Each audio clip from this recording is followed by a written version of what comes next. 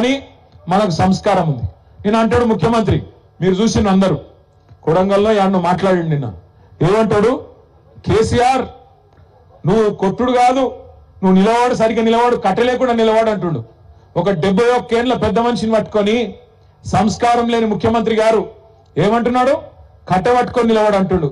నేను చెప్తున్నా ముఖ్యమంత్రికి, రేవంత్ రెడ్డి గారు నీకు సంస్కారం లేకపోవచ్చు, కానీ ఒక్కటి గుర్తుపెట్టుకో, కేసీఆర్ ఆయన నిలబడు కాదు, 4 కోట్ల తెలంగాణ ప్రజల ఆత్మగౌరవాన్ని నిలబెట్టిన వాడు కేసీఆర్. తెలంగాణ అనే రాష్ట్రాన్ని ఏర్పాటు చేసి దేశం ముందు సమున్నతంగా నిలబెట్టిన వాడు కేసీఆర్. అందుకే మా చెల్లె రజని ఒక మాట అన్నది నిన్న, నాకు బాగా నచ్చింది. ఏమన్నా దొరికేనా, రేవంత్ కేసీఆర్ కట్ట లేకుండా నిలబడతాడు, కానీ నువ్వు కమిషన్ లేకుండా ప్రభుత్వాన్ని నడుపురా నాయన అని చెప్పింది. కమిషన్ తీసుకోకుండా ప్రభుత్వాన్ని నడుపు దమ్ముంటే ఆయన కట్ట లేకుండా కాదు మంచిగా నిలబడతాడు. ఆయన కొడితే ఎట్లుంటదో నువ్వు కాదు, నీ పాత గురువు గారిని అడుగు, చెప్తాడు కొడితే ఎట్లుంటదో. నీ ఇప్పుడు గురువుని అడుగు, నీ గురువుని అడుగు, రాహుల్ గాంధీ వాళ్ళ అమ్మని అడుగు, చెప్తుంది ఎట్లా ఢిల్లీ మెడలు వంచి తెలంగాణ తెచ్చిండో కేసీఆర్ కొడితే ఎట్లుంటదో ఆ దెబ్బ తిన్నోళ్ళని అడుగు, తెలుస్తుంది. ఆయన నాకు తెలియక అడుగుతా, ఈయనకు కేసీఆర్కి ఏమైనా పోలికున్నది అసలు? కేసీఆర్ ఏమో హిస్టరీ, కేసీఆర్ అంటే హిస్టరీ, రేవంత్ రెడ్డి అంటే లాటరీ. టికెట్ కొనకుండా లాటరీ గెలిచిపోయాడు, టికెట్ కొనకుండా లాటరీ గెలిచినాడు రేవంత్ రెడ్డి. తప్పిదారి అడ్డివారి గుడి దెబ్బలు ముఖ్యమంత్రి అయితే ఇక ఆవుతలేడు మనిషి. అరే అయ్యా, నీకంటే ముందు చాలా మంది పనిచేశారు నాయన ముఖ్యమంత్రులు. రేవంత్ ఒక్కటి గుర్తుపెట్టుకో, ఒకటి యాది పెట్టుకో, కేసీఆర్ పేరును నువ్వు కాదు కదా, కాంగ్రెస్ తాత జేజమ్మలు దిగొచ్చినా ఎవరు మర్పించలేరు. తెలంగాణ ఉన్నంత కాలం, తెలంగాణ రాష్ట్రం ఉన్నంత కాలం తెలంగాణ ఎవరు తెచ్చిండ్రు అంటే ఎవరంటారు? మరి గిట్లున్నాక ఆయన ఏం బిక్తాడు నాకు అర్థం కాదు. నేనేమంటున్నా, మాటలు మస్తుగా చెప్పచ్చు రేవంత్ రెడ్డి లెక్క, నేను కూడా నరకచ్చు. అంబేద్కర్ అభయహస్తం అని పెడతా, కేసీఆర్ దళిత బంధు పెట్టి 10 లక్షలే ఇచ్చిండు, నేను 12 లక్షలు ఇస్తా అన్నాడు. ఇచ్చినావా ఒక్కలకన్నా? పడ్డాయా ఎక్కడన్నా టకీమని పడ్డాయా? బీసీ డిక్లరేషన్ అన్నాడు, 20,000 కోట్లు ఇస్తా అన్నాడు బీసీలకు సంవత్సరానికి, మొత్తం 1,00,000 కోట్లు ఇస్తా అన్నాడు బీసీలకు.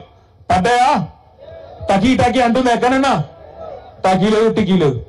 అందుకే అంటున్నా రేవంత్ రెడ్డి, ఇక తిట్ల పురాణం బంద్ చేయి. సంవత్సరం దాటిపోయింది, నీ హనీమూన్ పీరియడ్ కూడా అయిపోయింది. హనీమూన్ పీరియడ్ అంటే ఏంటంటే, లగ్గం చేసుకున్నాక మొదటి 10-12 నెలలు లగ్గం చేసుకున్నాక పిల్లకు పిల్లగానికి బాగా ఒకళ్ళ మీద వాళ్ళకి మోజు ఉంటుంది కాబట్టి దాన్ని హనీమూన్ పీరియడ్ అంటారు. గట్లనే రేవంత్ రెడ్డి కూడా కొత్తగా ముఖ్యమంత్రి అయింది కాబట్టి ఏమైనా చేస్తాడేమో, ఏమైనా ఇస్తాడేమో అని అనుకున్నారు. ఇప్పుడు అది ఒడిసిపోయింది.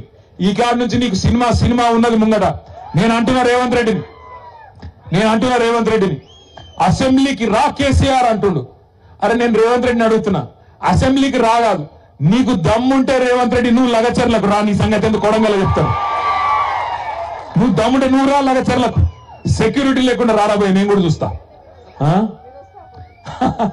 ఎక్క అంటుంది పక్కకెళ్ళి, నువ్వు వస్తావా రావో నాకు తెలియదు, కానీ నేను మాత్రం పక్కా కొడంగల్కి వస్తా, తొందరలోనే వస్తా.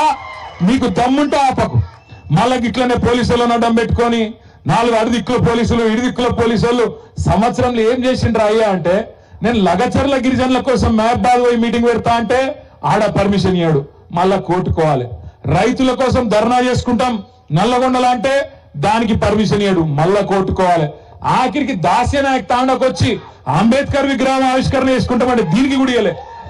ఆఖరికి నిన్న మా మహేష్ అన్న పోయి ఆ డిఎస్పీ గారిని అడిగి, అయ్యా డిఎస్పీ గారు నీకు ఏందా బాధ అంటే, వాళ్ళకు అనుమానం అట పోలీసులకు, ఏమని ఈడికెళ్ళి దాస్యనాయక్ తాండకెళ్ళి దగ్గరుంటది కొడంగల్, ఆయనతో దబ్బుకున్న వీళ్ళందరూ అడ్డుపోతారేమో అని. గట్లెందుకు పోతాం నాకు అర్థం కాదు. బేజాప్తా పోతామా? బాజాప్తా పోతాం, ఖచ్చితంగా కొడంగల్ పోతాం. నీ సంగతి ఏందో చూస్తాం.